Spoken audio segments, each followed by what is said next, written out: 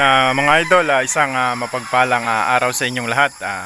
Nandito tayo ngayon sa bundok kung saan nakalagay yung ating munting manukan. Bale, nakikita nyo sa likod ko, ito yung ating breeding pen, simpleng breeding pen. Pero ngayon, lilinisin po natin kasi i-convert natin, ilalagyan natin yung ating mga sisiw. Yun mga idol, papakita ko sa inyo kung saan natin i-range yung ating counting breeding ngayong early bird.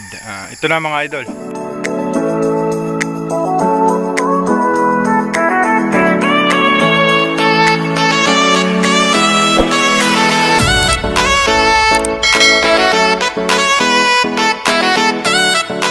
Yan, bali mga idol, ito yung ating yung ating paglalagyan ng sisiw. Bali lilinisin natin, ipe-prepare natin ng maayos. Tapos i-disinfect ko muna. Tatanggalin po natin yung cover na yan, babaguhin natin lahat yung cover para maganda yung lagay ng ating mga sisiw. Yan, dito yung ating munting manukan. Nasa gitna po tayo ng bundok. Yan. Bali ito yung magiging ranging nila. Pero hindi pa natin sila papakawalan. Yan, ito yung magiging ranging nila. Ranging ko po talaga ito. Yan po ay palibot na ng lambat yan. May kalabaw pa ako dyan.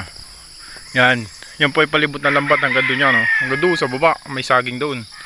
Yan, dyan po talaga sila alpas. Kaya yung manok ko ay sobrang parang yung ilap. Manok ko, tapos may kaunti akong tanim dyan mga idol. Pag wala akong kagawaan dito sa manukan, yan ang ginawa ko. Yan, may pang ulam tayo. May mga sitaw din po yan. Yan balilinisin din natin ito.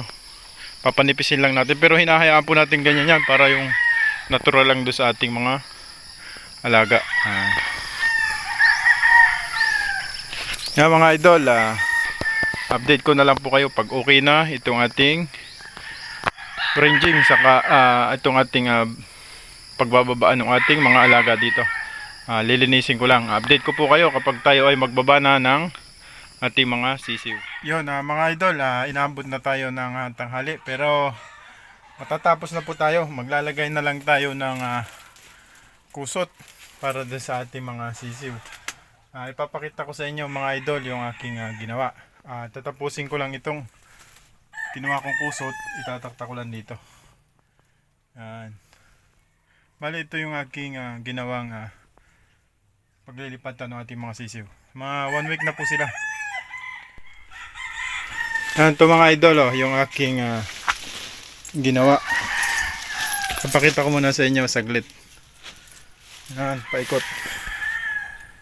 Yan mga idol, yan po yung ginawa natin.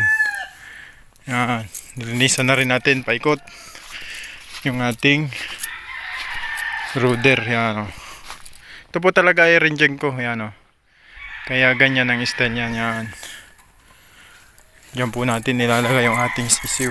Yung 18 pieces lang po siya piraso, pero may second batch po yun. Baka mga medyo marami-rami yun. Yan ating ginawang brooder. Yan simple lang po. Tapos ito yung ating kusot na kinuha. Ano ko muna mga idol, ilalatag ko muna yung kusot. Yan bali mga idol, ito na yung ating kusot. Bali kalahating sako lang yung ginamit ko muna. Yan, tinaklak na natin. Pero hindi pa po natin nilalagay yung sisiw natin. Mga 3 days ko pa bago ilagay dyan. Pinrepair lang po natin. Yan. Yan yung ating simpleng paglilipatan. Pero pag malalaki na po sila, kaya na nila yung sarili nila. Halimbawa ay malakas na yung kanilang immune system, papakawalan na po natin sila. Yan.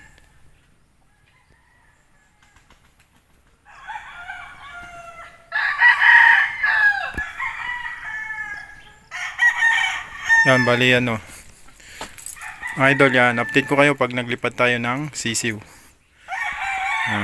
2,000 years later. Yun mga idol,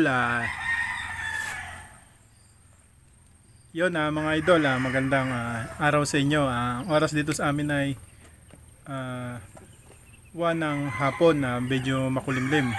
Bali ngayong araw ay ipapakita ko sa inyo idol yung ngayon yung nung nakaraan nagawa tayo ng brooder ng ating paglilipatan ng ating mga sisiw. Bali ngayon yung ating ano po ay 1 week na yung ating mga sisiw. Bali ililipat na po natin para maka-adjust agad po sila sa klima dito sa bundok. Palagi naman natin itong ginagawa. Kahit na tayo ay maliit na breeder, nakikita natin doon sa malalaking breeder, nakakakuha tayo ng idea. So ating tawag dyan, inano naman natin sa atin at sinusubukan natin kung kaya din natin yung kanilang sistema. Bali ngayong araw natin ililipat. Dala ko na yung yung ating sisiw. Nandito na sila. Yan. Nandito na sila mga idol. Dala natin. Papakita ko sa inyo yung lilipatan nila. Naka-prepare na lahat, pagkain nila, saka yung inumin nila. Bali, first day nila ngayon sa lupa. Yun mga idol, ipapakita ko sa inyo. Yun, bali mga idol, ito na yung ating mga sisiw. Yan, ayan sila napakaganda niyan yan. 10 days old pa lang sila. Bali dito natin sila sasanayin, bundok. Yan. Palabasin natin sila mga idol.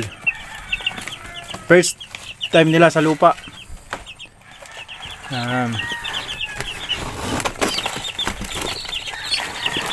Sila mga idol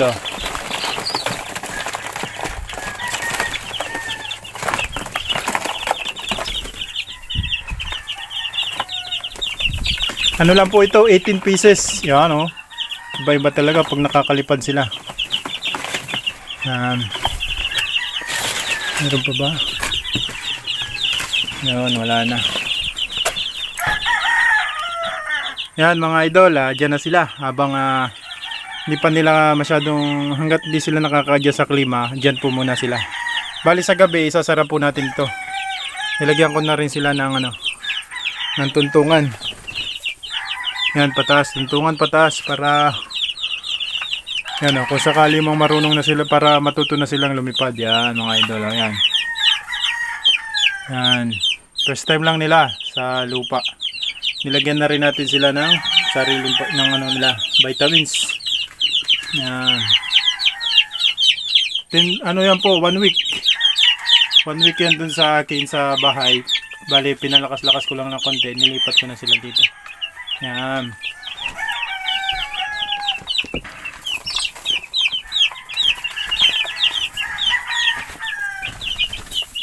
Early bird po natin yan, 18 pieces. Gaganda ang lulusog nila. Bali, kaya po sila nilipat dito sa bundok ay sa dahilan na meron po akong mapipisa sa November 11, yung aking second batch na mga 30 pieces naman yon.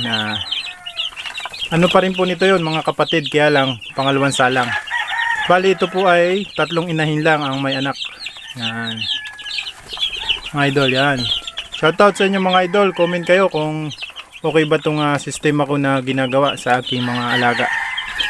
Yan. Tayo po ay nagsasarili ng sikap para pagdating, para tayo po ay dahil may pangarap din po tayo na balang araw ay makilala din po tayo. Idol natin si Sabong Pinas, saka si Sir Melpi Burga. Yan, mga idol natin yan. Lagi nating napapanood yan sa kanilang mga video, kanilang mga vlog yan. Yan mga idol, shoutout sa lahat ng nanonood, lalo na doon sa mga taga-Taal, taga-Dubai, taga-Doha. Maraming salamat po sa inyo. Paki-share naman ng aking video, tapos paki-subscribe din po. Para ma-reach na natin yung 1,000 na subscriber natin at tayo po ay ma-monetize na. Yon mga idol, hanggang dito na lang yung aking video at maraming salamat po sa inyo and God bless you.